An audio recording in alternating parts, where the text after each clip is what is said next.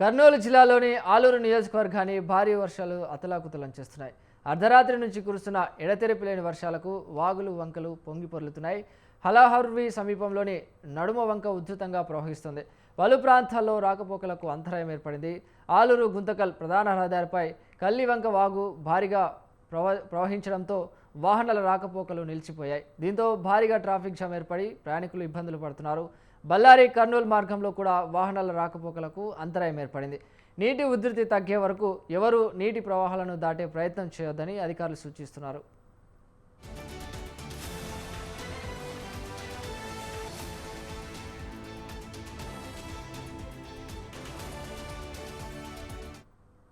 అయిపోయినాము రాత్రిలో వర్షపడి బ్రిడ్జిల మీద వచ్చేసినాయి. ఇక్కడ మధ్యలో అయిపోయినాము. ఇంతకుముందు కూడా వర్షపడి కార్లు కొన్ని బైక్ కొట్టుకుపోయినాయి. ఏ ప్రభుత్వం పడుచుకోలేదు. మధ్యలో అయిపోయినాం. మన పరిస్థితి ఏంటి? ఇప్పటికైనా ప్రభుత్వం స్పందించి ఏదైనా బ్రిడ్జి ఎత్తిపించడమా ఏదో మరమ్మతు చేస్తే బాగుంటుంది. ఇక్కడ ఆలూరుకి బెల్డౌన్కి మధ్యలో వంక పట్టుకుంది. వంక ఇదైపోయింది. మేము హైదరాబాద్ నుంచి తెల్లవారుజాము 4:30కు వచ్చినాము. 4 నుంచి ఇంతవరకు వర్షం తగ్గలేదు.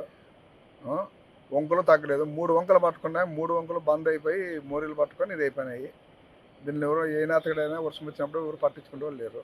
హైదరాబాద్ నుంచి ఉరుకొండకు పోవాలని చెప్పి వచ్చినాము. ఇక్కడ ఆలూరు యువతలు నిలబడినాం.